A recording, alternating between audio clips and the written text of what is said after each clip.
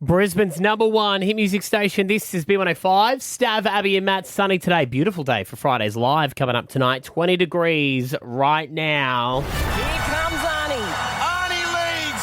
Arnie's on the way. And she swims into history.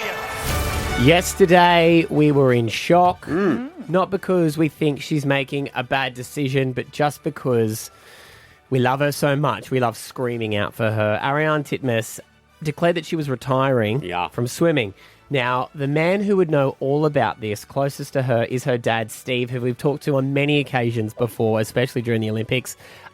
Steve, thanks for joining us this morning, mate. Oh, look, an absolute pleasure. Arnie said, hey, Dad, you're the one that's still going to have to get up early this morning and come and do the radio. Yeah. She's like, I'm done with the early mornings. Never again. Right? For those who are just hearing about this, I mean, she's only 25. Why the decision when she's at her peak to step away from it? Look, she finished in Paris, and then after that she said, look, I'm going to take 12 months off. And that she did, and she's had a taste of life outside of swimming. And leading up to the Paris Games, she had that health scare with the benign tumour that was on one of her ovaries. So that she had that to consider. And so she took time out just to work out what was important in her life.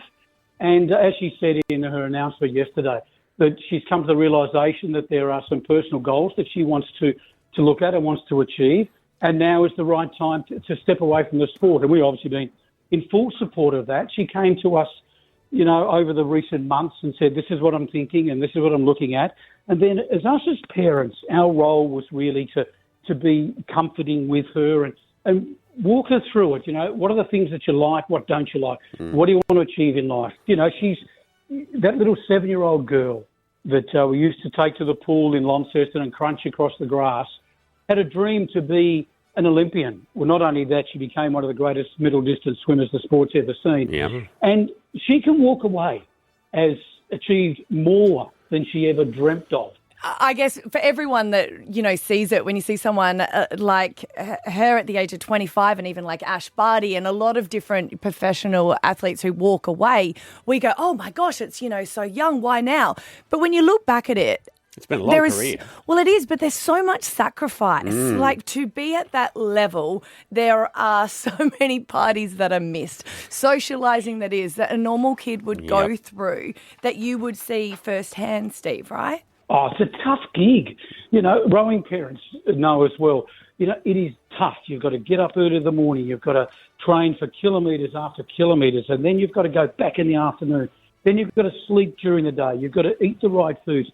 It is a tough gig. It's a difficult life, and it's not normal in some ways. But, and our role as parents has been to provide as normal existence at home as we possibly can, and just to be a sounding board for her over the past decade that she's been in the Australian swimming team. So, life at home was one of, she missed out on going to many a party, etc., because, she had to not have the bag of lollies. She couldn't have the glass of alcohol. She had to come home. She had to sleep. In our household, we went to bed early at 9 o'clock because we wanted silence in the house so that she could sleep. Wow. To get 9 up o'clock at 4:30. sounds late to me these days, Steve. You guys can understand that. Like, you guys are putting in the slog, every morning as well. Even more so, we're so proud of the beautiful young woman that she's grown up to be, and we're just so excited about the future. She obviously had the conversation with you guys. How was the conversation with Boxall, her coach? Because he became famous, on the sidelines. And for humping the glass. Wow, he's a passionate man and he's dedicated. And we've always wanted to speak to him, and he's like, I don't do interviews. I focus on the swimming and I focus on my athletes. What was that conversation like when she said, I haven't got it in me now? Yeah, we've obviously had several conversations. Dean literally was like a brother to me. He thought that he and Arnie would retire together. When that was, who knows? But, those ducks haven't aligned to be like that. And so for Dean, he's got to come to grips with the swimmer that put him on the world stage as well.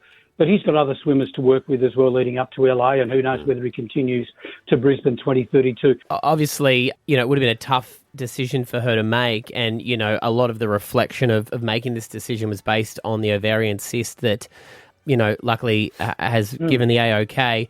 Was a lot of the decision from her, Ari, to decide when to start a family? I know she's still quite young at 25. Yeah, look, obviously her personal life is that, and she'll obviously is the one to talk about that. But all I would say is that, we've had those conversations about, before Paris when the health scare happened. That was a massively traumatic moment for us as a family. We had a radiographer who just out of luck said, hey, I just want to check a bit further with what was a regular routine X-ray. He said, I just want to have a look here. And they discovered that tumour. Wow. And the doctor said, well, there's a few options here. We can operate and see how we go, and hopefully it's benign. One, this could be the end of her swimming career, or, in fact, it could be life-threatening. We took the first option, obviously. That scare really enabled her to say, hey, let me sit down, let me reassess, let me have a chat to Mum and Dad and my sister Mia about what this all looks like, how I'm feeling and what the go is. And she stepped away from the sport for 12 months to give herself time. She's done work in the corporate space. She's done some broadcasting as well. And time has come for her to say, hey, I've now got other goals in my life and I don't want to risk not being able to achieve some other personal goals that I've got. And how do you celebrate her retirement, Steve? Pool party? Get the Lilos out and the pool parties and the G&Ts. Nice. Look, we've obviously we've had a couple of glasses of champagne to really celebrate how proud we are. But on Saturday night, we've got a quiet family dinner where we'll get together with the grandparents and Arnie's partner, and we'll just have a pretty casual, quiet night of just a nice relaxation about, now it's a start of a whole new journey. Thanks for speaking with us this morning. And please, send on our love and congratulations to Arnie. She inspired a lot of people over the course of her career. She's going to continue to do that. She'll still do great things for our country. So we're happy for her that she's happy and happy in this decision, mate. So thanks for your time. Yeah, can I just say too, we're very humbled with the incredible amount of messaging of support that she's received since announcing her retirement. So to everyone in Brisbane, Queensland, around the world, thank you so much.